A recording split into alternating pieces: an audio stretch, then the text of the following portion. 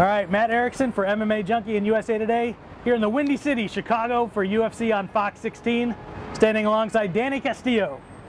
How's it going, man? It's going great. Last call is in the house, fighting on Saturday. Yep. Feeling excited. pretty good? Yeah, man. In Chicago, beautiful city.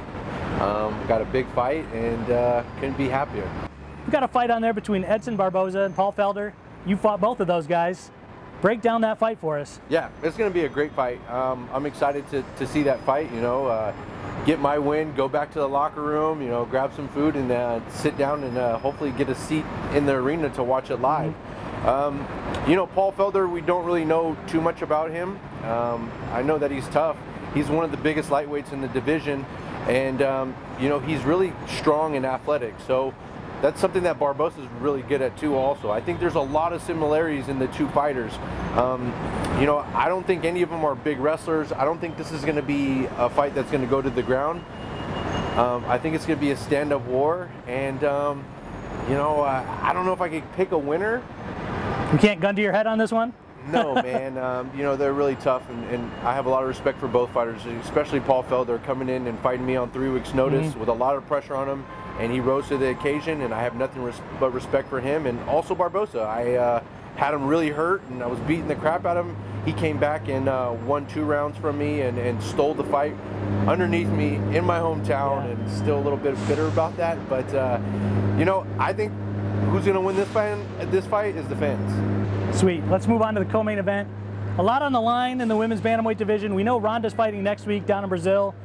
The winner of this fight between Miesha Tate and Jessica Eye should be next in line, in theory, to fight the winner of Ronda and Bethe Correia. Who do you see coming out on top in that co-main event on Saturday? I train alongside Miesha Tate. She's a great wrestler, and she's tough. We've seen her, get the crap beat out of her and her still pull off a victory. So that's one thing that Miesha has is her wrestling and her heart. Jessica's got great hands, and we've been in the same locker room, we've been in the same training room this whole week, and I've got to see a little bit of her training, and she looks great. That one's a tough one to pick also. I haven't seen enough of Jessica, but I feel like she's got a lot to prove. Just listening to her talk, which doesn't mean anything, she has a lot of confidence. I don't really know where Miesha's head's at right now, and I know she moved to Vegas. I'm not sure who she's working with. I don't know if she has improved, but she's always tough. I'm going to go no comment on this one who's going to win. Just because, I know Miesha, and I've actually, have a little bit of a friendship with Jessica recently. You betcha. It's a toss-up. Both fights are toss-ups. I know that on this next one we're going to talk to you about, I know which way you're going to go with picking that one. Let's talk about the main event. Your longtime friend, your teammate, TJ Dillashaw, defending his bantamweight title against Renan Barão. Big rematch we've been waiting a long time for.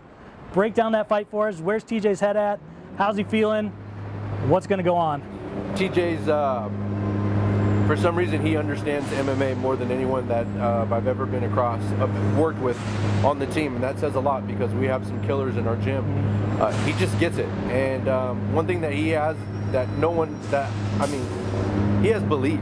He believes that he's the best in the world, and training with him, alongside with him, living with him every single day. We went to practice and trained super hard. I believe him, man. He's awesome. He's the best I've ever seen him. The best. I knew he was going to win going into the fight, the Barão fight, the first one. And right now, I have no doubt in my mind that he's going to win. Barão's last fight, he won the fight. It wasn't very impressive to someone who's, I think he was in the top 15, I'm not sure, but he wasn't in the top 5, and he didn't really look that impressive. I think TJ really did a number on him in the first fight, and mentally it's going to be tough for him to bounce back from that. But Barão, man, he's from one of the best teams in the world, and I know that he probably has some little bit of added motivation because I heard a rumor that Coach Faraz is going to retire soon, so I'm sure he wants to give his coach another victory and another champ and him retire on top. But I don't see him winning. TJ's dominant everywhere. His jiu-jitsu's great, his wrestling's great, he's strong. We've been in Colorado training at elevation, and being here in Colorado, I feel incredible, so I know he feels incredible. he's been sparring 2 more rounds than I'm sparring for the championship round. So I've got TJ winning, not only winning, but stopping Barboza late 2nd round, early 3rd round. There's your prediction from Danny Castillo. For the record, I'm going with TJ Dillashaw as well. Sometimes a guy just seems to be that kryptonite for somebody else, and not to take anything away from Barboza, who had one of the longest winning streaks in the history of the sport. But it just feels like TJ Dillashaw is that guy that's inside Barboza's head, and maybe would be that opponent that would be kryptonite for him for the rest of his career. I'm going with TJ Dillashaw as well. It all goes down Saturday night at the United Center here in Chicago. This is Danny Castillo. I'm Matt Erickson for MMA Junkie and USA Today. Don't miss his fight on Fox on Saturday night, and the main card on Fox as well. We'll see you soon.